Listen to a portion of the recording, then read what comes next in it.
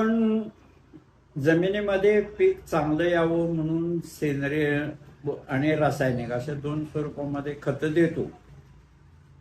रासायनिक खत पिकापर्यंत टाका, पिकाला टाका अशा शिफारसी आज केल्या जातात. वेगवेगळ्या पिकाचे गरजा किती आहेत त्याची शिफारसी केल्या जातात आणि इतके किलो खत टाका, इतके किलो नत्रयुक्त खत टाका, इतके किलो पालाशयुक्त, इतके स्फुरदयुक्त खत टाका असं शेतकऱ्यांना सांगितलं जातं. पण सूक्ष्मजीवशास्त्राचा अभ्यास केल्यानंतर इतकीच माहिती शेतकऱ्यांना सांगणं योग्य नाही. ते खत जमिनीत टाकल्यानंतर पिकापर्यंत नेमकं पोचतं कसं, याचा अभ्यास शेतकऱ्यांना जर शिकवला नाही तर कार्यक्षम रासायनिक खताचा वापर होणार नाही. आणि मग हा अभ्यास करताना पहिली गोष्ट अशी आहे की पिकाला अन्नद्रव्य मिळतात कशी, तर जमिनीमध्ये अन्नद्रव्य दिल्यानंतर ते पीक जे आहे, अन्नद्रव्य दिल्यानंतर त्या अन्नद्रव्याचं पिकापर्यंत पोचवण्याच्या कामामध्ये 4 पायऱ्यामध्ये हे काम केलं जातं. पहिली पायरी अशी आहे की टाकणे ही पहिली पायरी आहे आणि हे टाकणे ही एकच पायरी आपल्या शेतकऱ्याच्या हातात आहे. टाकण्याच्या पुढच्या ज्या पायऱ्या आहेत त्या दुसऱ्या पायरीमध्ये त्या टाकलेल्या अन्नद्रव्याचं स्थिरीकरण होतं. आता स्थिरीकरणाचा जर परत सविस्तर अभ्यास केला तर 3 मार्गाने जमिनीमध्ये पिकाची अन्न स्थिर केली जातात. स्थिरीकरण म्हणजे नेमकं काय, तर स्थिरीकरण म्हणजे पाण्यात न विरघळणाऱ्या अवस्थेमध्ये त्या खताच्या अन्नद्रव्याचं रूपांतर करायचं. आता त्या पिकाच्या खताच्या पोत्यावर लिहिलेलं असते की हे पाण्यात विरघळणार आहे, हे 50% पाण्यात विरघळणार आहे, हे 50% सायट्रिक आम्लात विरघळणार आहे वगैरे असे उल्लेख केलेले असतात. बऱ्याच शेतकऱ्यांना असं वाटत असतं की हे आम्लात विरघळणाऱ्या खताचा काय उपयोग होणार नाही, आपण काय आम्ल जमिनीमध्ये नसतंच, पाण्यात विरघळणाऱ्या खताचा उपयोग होईल त्यामुळे हेच खत घेऊन टाकूया. तर पाण्यात विरघळणारं खत असू दे किंवा अम्लात विरघळणारं खत असू दे, पहिल्या पायरीमध्ये ते जमिनीत टाकल्यानंतर त्याचं स्थिरीकरण होतं. आता स्थिरीकरण म्हणजे पाण्यात न विरघळणाऱ्या अवस्थेत त्याचं रूपांतर. आता पाण्यात न विरघळणाऱ्या अवस्थेत रूपांतर करण्याचे 3 प्रकार आहेत स्थिरीकरणाचे. एक कायिक स्थिरीकरण आहे, एक रासायनिक स्थिरीकरण आहे आणि एक जैविक स्थिरीकरण आहे. कायिक स्थिरीकरणामध्ये अशी जमिनीमध्ये जे काही सेंद्रिय कर्ब असतो त्या सेंद्रिय कर्बावर विजातीय विद्युत भार असतात. त्या खताचे विजातीय विद्युत भार आणि त्याचे विद्युत भार एकमेकाला विजातीय असले की ते खताचे अंश त्या सेंद्रिय कर्बाच्या चिकटून बसतात. आता सेंद्रिय कर्बाला चिकटून बसले की ह्याला आपण म्हणतो कायिक स्थिरीकरण. कायिक स्थिरीकरण थोडंसं सैल असतं. एखादा मोठा पाण्याचा प्रवाह आला तर त्या सेंद्रिय कर्बासकट तो अन्नही ते चिकटलेलं धुवून जाऊ शकतं. म्हणून कायिक सेंद्रीकरण हा स्थिर भाग जरी असला तरी ह्याचं महत्व कमी होत नाही. गेली कित्येक वर्ष हरित क्रांतीनंतर जी उत्पादनं जास्त मिळाली आपल्याला ती सगळी या कायिक स्थिरीकरणामुळे मिळालेली आहेत. कारण कुजलेलं खत टाकण्याचीच त्या काळात प्रथा होती. आता दुसरं स्थिरीकरणाचा प्रकार आहे हा रासायनिक स्थिरीकरण. रासायनिक स्थिरीकरणामध्ये जमिनीत वेगवेगळे रसायनं जी असतात त्या रसायनाशी ह्या अन्नद्रव्याचा संबंध येतो आणि रासायनिक प्रक्रिया झाल्यानंतर जे पदार्थ निर्माण होतात ते एक वेगळ्याच रसायनाचे निर्माण होतात.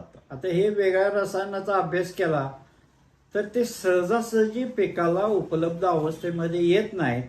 त्याच्यामुळं कायिक स्थिरीकरण हे थोडंसं सैल असते, रासायनिक स्थिरीकरण हे थोडंसं घट्ट असते. कारण ते उपलब्ध अवस्थेत आणणं थोडं फार वेळ लागतो किंवा असं पिकाच्या गरजेप्रमाणे जलद स्थिर साठ्यातून उपलब्ध साठ्यात येत नाही.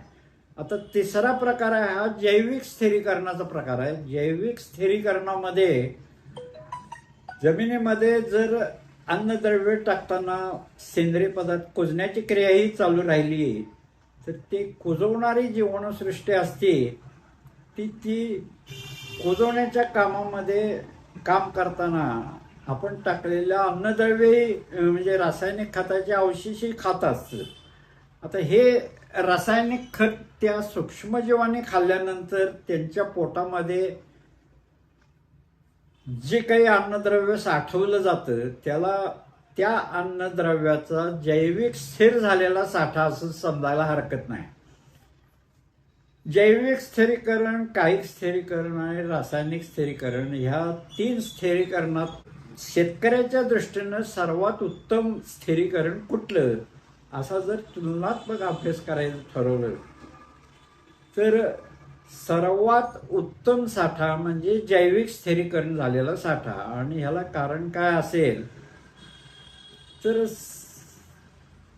स्थिर झाल्यानंतर पिकाच्या गरजेप्रमाणे जलद स्थिर साठ्यातून उपलब्ध साठ्यामध्ये जर अन्नद्रव्य आलं तर त्याला आपण सर्वात उत्तम म्हणायचं. आणि जैविक साठा हा सगळ्यात उत्तम हा त्या कारणासाठी आहे की तो पिकाच्या गरजेप्रमाणे जलद स्थिर साठ्यातून उपलब्ध साठ्यात येतो.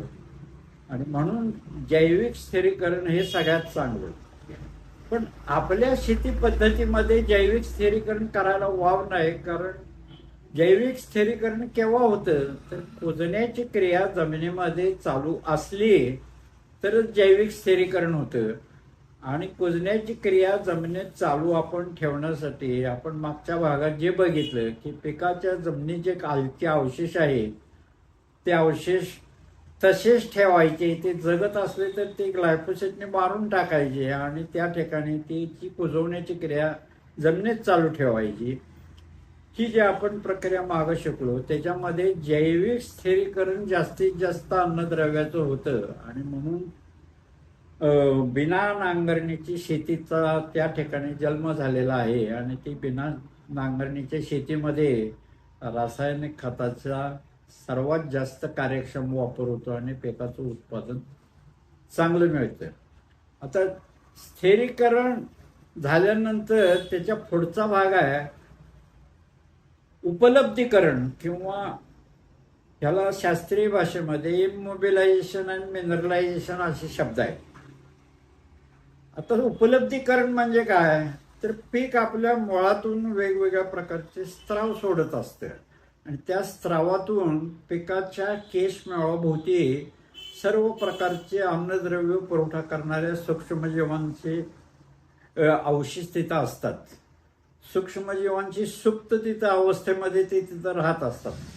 पीकच्या 2-4 अवस्था आहे. बाल्य अवस्था, त्यानंतर असेल एखाद्या पिकाला तर फुटीची अवस्था, त्यानंतर वाढीची अवस्था आणि त्याच्यानंतर पक्व अवस्था. या प्रत्येक अवस्थेमध्ये वेगवेगळ्या अन्नद्रव्याची गरज वेगवेगळी असते. आणि जर पिकाचं संतुलित अन्न पोषण करायचं असेल तर त्याच्या गरजेप्रमाणे त्याला अन्नद्रव्याचा साठा मिळायला पाहिजे. आता ह्याच्यासाठी या निसर्गानं काय सोय केली आहे तर पिकाच्या मुळातून ते स्त्राव सोडले जातात. पिकाच्या केश मुळाभोवती प्रत्येक अन्नद्रव्य उपलब्ध करून देणारे सूक्ष्मजीव असतात. ते स्त्राव असे असतात की त्यांना पाहिजे ते जीवाणू वाढ व्हावी आणि आपल्याला अन्नद्रव्य पुरवठा करून त्या सूक्ष्मजीवांनी द्यावा यासाठी त्या सूक्ष्मजीवांची वाढ होण्यासाठी जे काही त्यांना अन्नद्रव्य पाहिजे तेच या मुळातून स्त्राव म्हणून सोडलं जातं.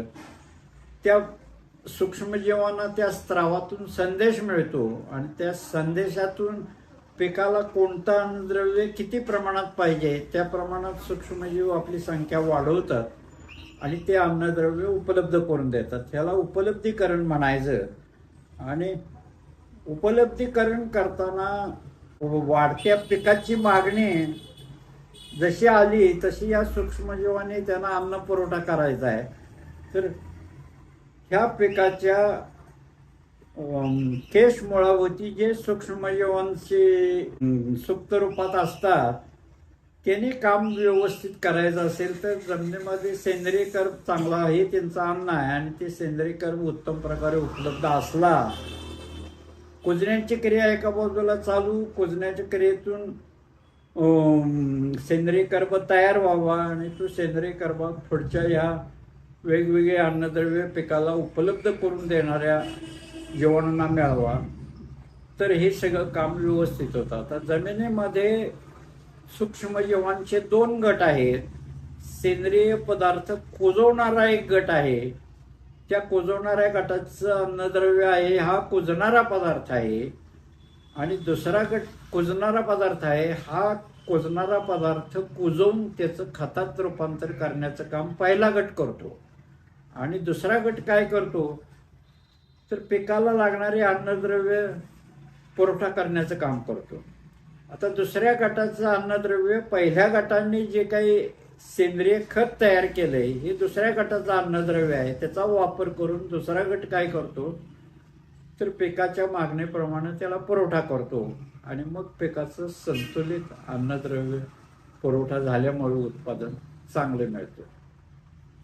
आता पीक पोषणाविषयी हा भाग आपण इथं थांबूया, आणि पुढच्या भागामध्ये सुपीकतेचे